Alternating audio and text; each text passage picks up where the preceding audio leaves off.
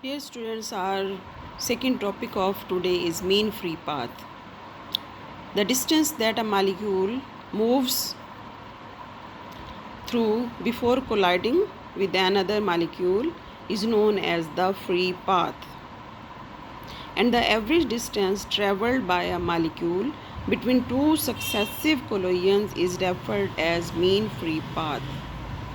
It means when a molecule approaches another molecule for collision, then the distance before collision which that molecule travels, that is called as free path, and after collision the distance which a molecule travels, if it is colliding with more than one molecule, then we will take average of all those distances, and average of those distances traveled by molecule between two successive collisions is called as mean free path. This mean free path is represented by lambda, and mathematically we write it as lambda is equal to mu bar over z1 is equal to average velocity of the molecule over number of collisions per second. We say this equation as equation number 1.1. Before we have studied about kinetic theory of gases.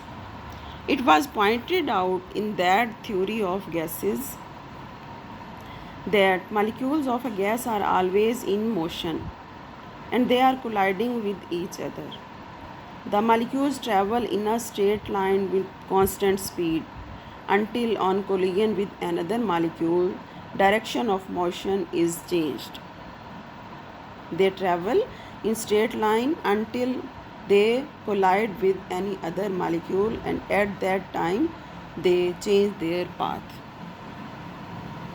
And before collision distance that molecules travel are called free path, and after collision if we take the average of two successive collisions, that is called as mean free path.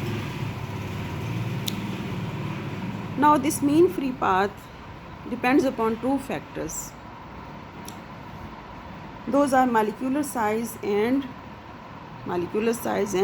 number of molecules per unit volume. If the molecule is larger in size, the number of collisions will be more and mean free path will be shorter. If we have molecules of small size, they have less collision and their mean free path is large. But if we have molecules of large size, then their collisions will be more and their mean free path will be less. It means they are inversely proportional to each other. Similarly, if the number of molecules per unit volume are more, then the collisions will be more but the mean free path will be less. Now if we want to calculate the mean free path, mathematically we can take the example of a cylinder. In this cylinder a molecule A is traveling. Here we assume that molecules are hard, they are impenetrable, their diameter is sigma, their average velocity is mu bar. Mu bar is taken in meter per second.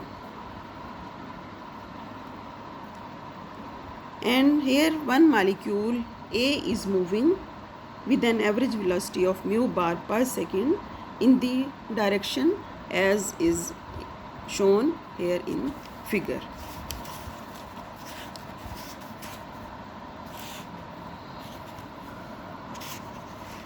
If we assume that this molecule is traveling for 1 second, then in 1 second molecule A will travel a distance of mu bar meter and will sweep out a cylinder volume. After 1 second it will sweep out the cylinder volume. In 1 second molecule A will collide with all those molecules that have their centers with the cylinder. If n is the number of molecules per unit volume of the gas, then total number of molecules in the cylinder is pi sigma square mu bar n. Total number of molecules are pi sigma square mu bar, and molecule A will collide with these molecules in 1 second. So we can write here Z1 is equal to pi sigma square mu bar n. Here Z1 indicates to collision frequency, or the number of collisions made by the molecule A per unit time per unit volume. It was assumption that when the only molecule A is moving and all other molecules present in the cylinder are at rest. When we assume this, then we get the impression Z1 is equal to pi sigma square mu bar n. But in real life, all other molecules are also moving. They are colliding with each other. Their collisions can be glancing, their collision can be head-on, their collisions can be right angle, as we have studied before in molecular collision topic. Mostly the molecules which are colliding, their collisions are right angle collisions. Here in right angle collision, their average velocity is taken as under root 2 mu bar. This is collision frequency of molecule A. Now if we put this value of right angle collision in the equation of Z1 or collision frequency, we get under root 2 pi sigma square mu bar n. Now if we put this value of Z1 in equation 1 that we have already said for lambda, and lambda is the mean free path, and here we are calculating the value of mean free path. So by putting the value of Z1 in lambda, we get lambda is equal to mu bar over under root 2 pi sigma square mu bar n. So after cancelling this mu bar with this mu bar, we get the value lambda is equal to 1 over under root 2 pi sigma square n. So we have obtained from this impression a conclusion that mean free path is inversely proportional to the collision diameter and number of molecules. Lambda is inversely proportional to 1 over sigma square and inversely proportional to 1 over n.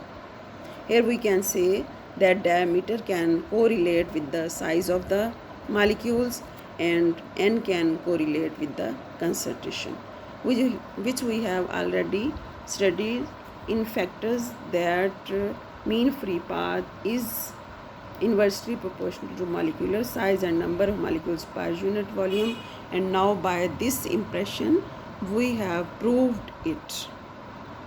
So thank you. This is the end of this topic. Okay, Allah Hafiz.